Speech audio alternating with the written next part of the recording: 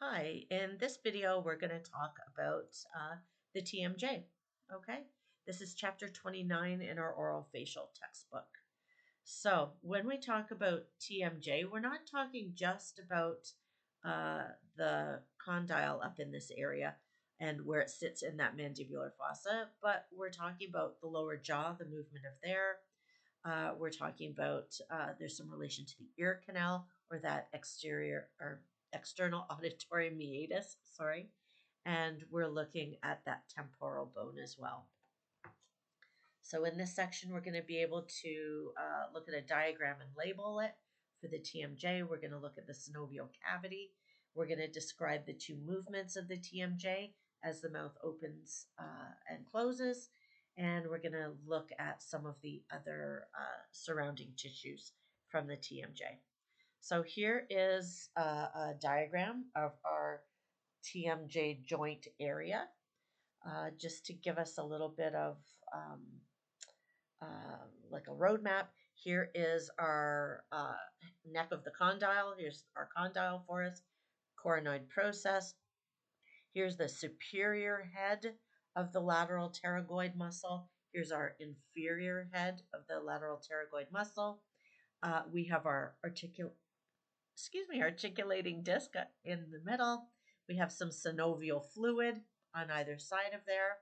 There's that external auditory meatus, styloid process coming down from this area. Okay, so we're going to learn about everything that's happening in this joint. So remember, this joint makes it possible for us to open and close our mouth. Okay, when it's working properly, it's allowing us to chew, to speak, to swallow, right? All of that with a nice gliding motion and with no pain in that joint. So in the TMJ area itself, we have articulations. So three things coming together in that area. We have our mandibular fossa, okay? So it's the mandibular fossa of the temporal bone. So a fossa, a shallow depression, as we learned, I think, in week 1. We also have the articular tuberance, okay? So that's the squamous part of the temporal bone back in there. And then we have the head of the condyle, okay? So all three of those areas coming together, articulating, coming together in that area. This is a really unique joint in the body.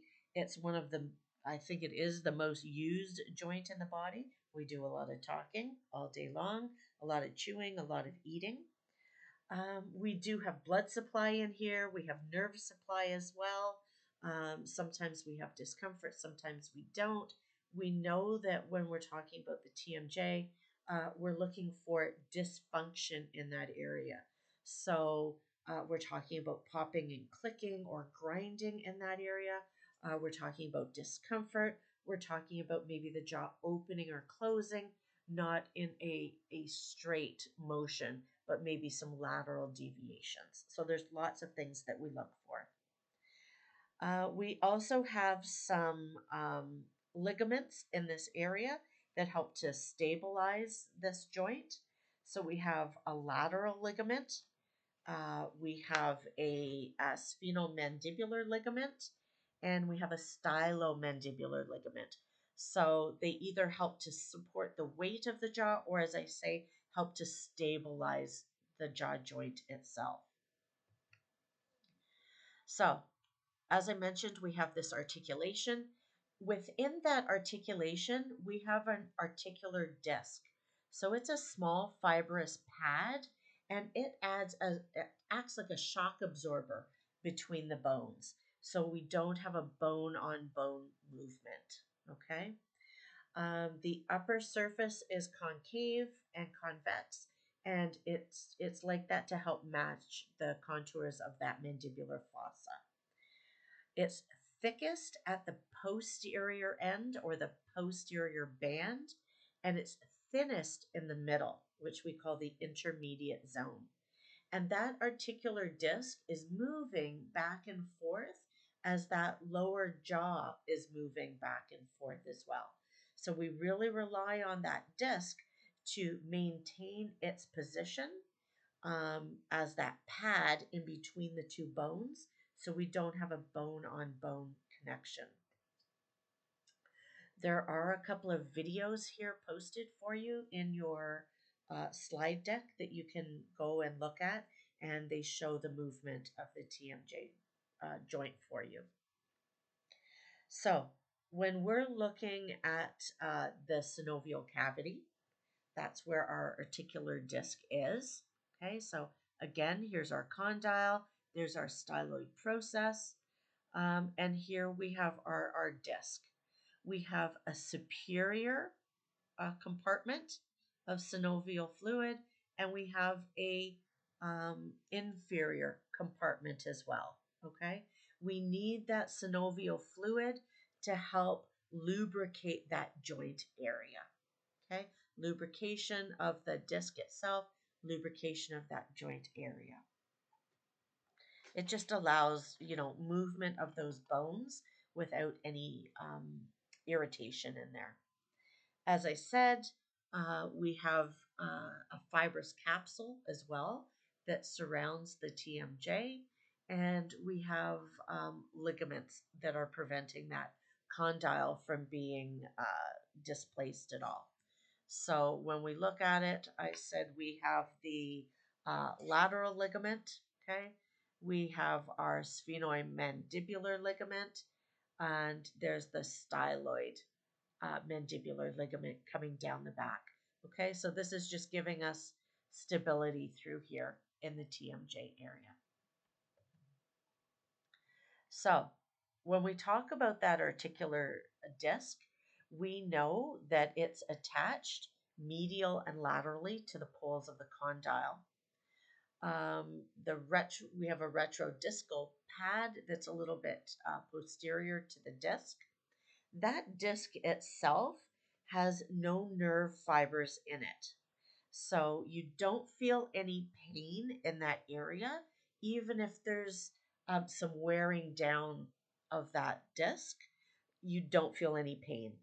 Until that disc gets destroyed and we have bone on bone happening, or if part of the ligament is pulled forward and we're rubbing on there, we can have some discomfort in that area as well. Okay, but generally we have a blood supply to that area, and we have nerve supply coming from the trigeminal nerve. Okay, here's just a closer look at that capsule area itself. So we have our capsule holding everything in on either side, an upper and a lower synovial cavity, and our articular disc right in between. Okay, and we can see how that disc forms the shape of that mandibular fossa. So the TMJ itself has two different kinds of movement. We have the initial movement, which is rotation of the condyle within the joint itself. And then we have a gliding motion as that condyle comes out of the fossa and the lower jaw moves. To see that in more in depth, you can watch watch this video, sorry, and that shows those two kinds of movement. Remember this lower jaw, we talked about the muscles of mastication and some of the other muscles in the neck. So we have this movement, this rotation, and then the gliding of the lower jaw butt. We also have protrusion and retraction, and that's mostly our lateral pterygoid muscle responsible for that protrusion. And we have the posterior fibers of the temporalis muscle that's retracting back as well. And remember, those lateral pterygoid muscles are responsible for the lateral movement of the lower jaw side to side. We also have elevation and depression. So those are mostly controlled by the digastric, the geniohyoid, and the myohyoid muscles. Let's move on. So we're talking about the rotation. So the teeth begin to separate. There's that rotational movement in the lower synovial cavity between the disc and the condyle. We have the pulling of the disc. So the disc and the condyle can rotate together, okay? The jaw will continue to open farther. That rotation continues, and then we have that anterior gliding motion along the posterior slope of the articular eminence, okay? That happens in that case. Okay, so our, we have our rotation, then we have our gliding. So the gliding is the movement between the disc and the temporal bone. That condyle and the disc continue to move forward, as I said, until they are both slightly anterior to the crest of the articular eminence. The superior head of the lateral pterygoids are going to be controlling that movement of the disc and controlling the movement of that lower jaw as well. Okay, we need all of those working together. We need that elasticity of the lamina in those areas to prevent the disc from being pulled too far. If the disc is pulled too far, that is a dislocation that happens. We can get that disc going too far out of the fossa and getting trapped out there as well. So here's some of the muscles that we talk about when we talk about the movement of the TMJ. So we have our hyoid muscles, our lateral pterygoids, our temporalis, and our masseter muscles. Okay. So when we're chewing, remember we need those hyoid muscles and we need the lateral pterygoid muscles to pull forward and down. So that lower jaw, when we start eating, we're going to have that rotation and then we're going to have that gliding back and forth. Okay. The condyle is going to be in position, the disc is going to move forward, and we're going to have all of those moving kind of as one unit. On the non-chewing side, we're going to have the condyle, the disc, and the temporal surfaces, being slightly further apart. Okay. On the chewing side, we're going to have more contact. And there's another video there for you as well. So we just have, with our chewing, that condyle's been pulled anteriorly, but then we're going to contract those temporalis muscles, and it's going to pull back that coronoid process, and that's going to help to close our mouth. Okay, so we need the lateral pterygoids to control the posterior movement of the disc and to keep our jaw moving in a straight position going back up into that mandibular fossa. Okay, so this just again talks about the movement of the TMJ. So the early rotation part of the movement is going to be the first 2 to 3 centimeters of the movement, that gliding, that rotating, before we get into the sliding motion. What muscles help us to close our jaw, our lower jaw? That's our masseter, our anterior and middle temporalis, the medial pterygoid, the superior head of the lateral pterygoid. Okay, and this just reviews for us. Protrusion is going to be the lateral pterygoids. Retrusion, so pulling back up in, is the middle and posterior temporalis, maybe even part of the masseter muscle. And that lateral movement side to side is going to be our lateral pterygoids, the temporalis, and as I said, the lateral pterygoids there. Okay, so sometimes what happens, we get disc disarrangement, we get subluxation, we have pain that's in our TMJ area.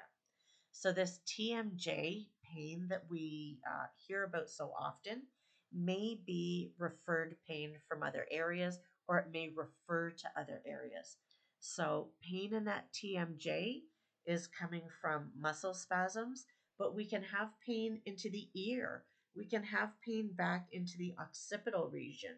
We can have pain down into the sternocleidomastoid mastoid or into the scapular region, okay, with those trapezius muscles. We can have pain all over with TMJ. I find sometimes even if I've been clenching and grinding really heavily, I have pain into my eyes as well. Okay. So we can have pain that comes and goes from different areas of the head and neck coming from the TMJ. We also have sounds that we hear in the TMJ areas, as I said. So we can have popping and clicking that occurs. That happens when the disc is pulled too far out of its rotation as we're opening. The posterior band gets caught between the head of the condyle and the articular eminence. The band might pop forward or posteriorly, depends if we have the pop when we're opening or we're closing. Okay. Sometimes we can't hear that sound. The person might hear it themselves. We can't hear it, but lots of times we can feel it. So as we ask our client to open and close our jaw, we're feeling in that area to see if it's smooth or if we have a clicking or a grinding or anything that's in there. Sometimes we only have the problem on one side and not the other. That happens. We might be grinding on one side or the other. We might not have teeth on one side or the other. How do we help this TMJ and this TMJ pain? We can talk about physical therapy. We can talk about physiotherapy, osteopath, massage therapy, um, lots of different things. Splints, anti-inflammatory drugs. There's lots of different areas that we can look at. So we talked about popping and clicking. Sometimes we have a grinding noise. So the grinding might come from adhesions in that synovial membrane within the joint. It can be almost some bone on bone that's happening. That can be treated with ultrasonography as well. So this I just pulled from the College of Dental Hygienists of Ontario. It's hard to see, but there's questions about do your do you hear popping or clicking in your client's mouth? Is there pain or anything in that jaw joint? So that's part of our initial intra and extraoral assessment. We're making notes about how that jaw is moving up and down. Do we have any deviation? Do we hear or feel anything that's not normal in that jaw joint? So if we have what they're calling disc derangement, so we have a dislocation of the disc, we can have a permanent damage to the disc. Our ligaments can be torn or pulled or stretched, and that may mean that we need surgery to repair this. Okay. Some people, they'll get that lockjaw. So they open their mouth, the disc comes forward, it gets displaced. We can't close it back, and we have to do some manipulation to get that jaw joint to go back into its correct position. We get what's called subluxation. So again, when a person opens their mouth too wide and can't close it, or when the closing causes a lot of popping, we're having that condyle gliding too far. The condyle just cannot get back into its proper place. So there's some reasons why that happens. Maybe the fossa or the height of the articular eminence is out of comparison with each other. We might have problems in the capsule. We might have problems with the synovial fluid in that joint as well. So sometimes we actually need some surgery to decrease the height of that articular eminence when we're having that problem when they can't get their mouth closed again, or there's so much of that popping that happens. So there's a couple of videos if you'd like to go and look at problems with subluxation that happens. So clenching and grinding, we're hearing more and more of it, especially with COVID. So it usually happens during the night. We're clenching or we're grinding our teeth. That creates some tenderness. in the TMJ area. Again, I said it can be referred pain into our ears, into our occipital region, all over. Usually, the easiest treatment we start with is using a plastic night guard. Okay, it can cover the upper or the lower teeth. It just prevents you from uh, clenching or grinding. It gives you a smooth surface so the teeth can't cuspate together. Okay, there's other things that we can do as well. The use of meditation, yoga, massage, lots of different things, sometimes using tranquilizers again. There are some medications, so a lot of antidepressants that people take that will cause one of the side effects, I'll say, is clenching and grinding as well. Okay. We can get arthritis. This is a joint, just like our hip joints or our elbow joints, whatever. So we can get arthritis here. So we may need some cortisone. May need to look at the occlusion, the height of the teeth, how the occlusal surfaces are being worn away again. So there's always some adjustments that we can make to the occlusion. Okay, and I posted some videos for you, just looking at some different jaw surgeries. We can move the jaw forward, we can move the jaw back, lengthen it, shorten it. There's a lot of things that we can do in there. Okay, thank you very much for your time and your attention.